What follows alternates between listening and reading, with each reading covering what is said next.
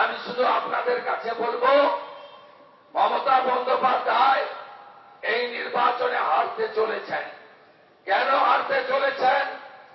শুধু ভবানীপুর নয়, গোটা রাজ্যে গত 15 বছর ধরে যেভাবে বাংলাদেশি মুসলিম অনুপ্রবেশকারী ঢুকিয়ে তিনি জনবিন্যাস বদলে দেওয়ার কাজ করেছেন, যেভাবে লক্ষ লক্ষ হাজার হাজার ছেলে মেয়ে চাকরি চুরি করে আজকে শিক্ষিত বেকার যুবক যুবতীদের পথে বসিয়েছেন, যেভাবে RG Kar, Kasba law college, Durgapur medical college সহ কোন মা বোন বেটি এই রাজ্যে সুরক্ষিত নয়।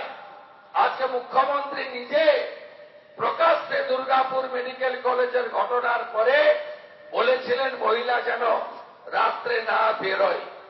এই জায়গা থেকে বাংলাকে বের করে আনতে গেলে ভারতীয় জনতা পার্টিকে জেতাতে হবে এবং ভবানীপুর বিধানসভা কেন্দ্রে আপনারা বিজেপি প্রার্থী হিসেবে আমাকে আশীর্বাদ করবেন।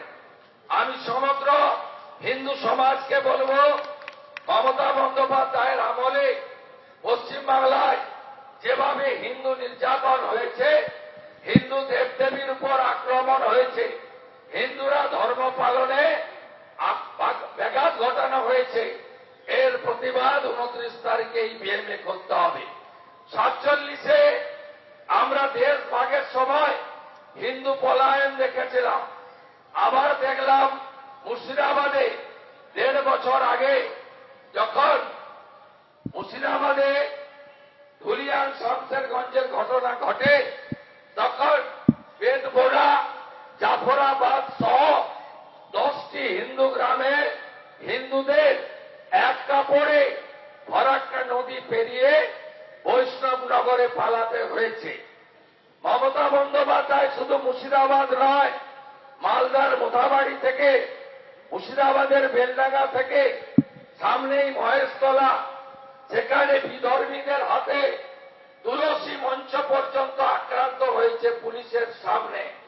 গোটা রাজ্যে দুর্গাপূজার বিসর্জনের দিন বদলে দেওয়া হয়েছে মহরমের শোভাযাত্রার জন্য। এই মুখ্যমন্ত্রীর আমলে দুর্গা ঠাকুর আক্রান্ত হয়েছেন, দুর্গাপূজায় বাধা দেওয়া হয়েছে। ফালাকাটাতে দুর্গা মণ্ডপে ঢুকে বলা হয়েছে এখানে চণ্ডীপাঠের মাইক লাগানো যাবে না। গার্ডেন রিচে গিয়ে বলা হয়েছে আমাদের এলাকা, এখানে গায়ত্রী মন্ত্র পাঠ করা যাবে না। দয়া করে আপনারা এগুলো ভুলে যাবেন না। কাকদ্বীপের সূর্যনগরে কালী ঠাকুরকে ভেঙে ভাঙা কালী ঠাকুরকে প্রিজন ভ্যানে তোলানোর মতো কীর্তি এই মুখ্যমন্ত্রীর উল্লেখযোগ্য কাজের মধ্যে পড়ে। মন্দির বাজারে বজরংবলী মূর্তি ভাঙা, কলকাতার রাজাবাজারে কালী মূর্তিতে আক্রমণ করা, বজবজের নোদাখালীতে কোজাগরী লক্ষ্মী পুজোর দিন হামলা আপনারা নিশ্চিতভাবে ভুলে যাননি।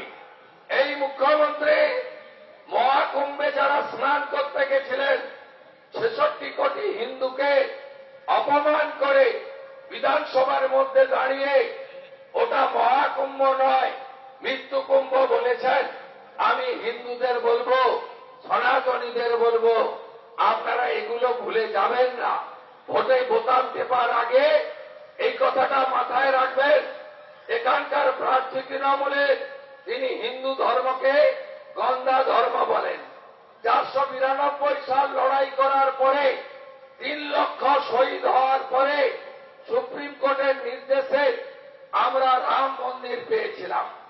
আমরা রাম মন্দির উদ্বোধনের দিন 2024-এর 22শে জানুয়ারি আমরা দেখলাম একমাত্র মুখ্যমন্ত্রী যিনি পার্ক সার্কাসে রাম মন্দির মানি না বলে মিছিল করলেন।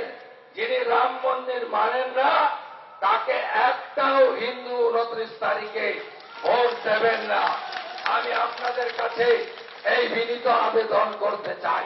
এবিপি আনন্দ, এগিয়ে থাকে, এগিয়ে রাখে।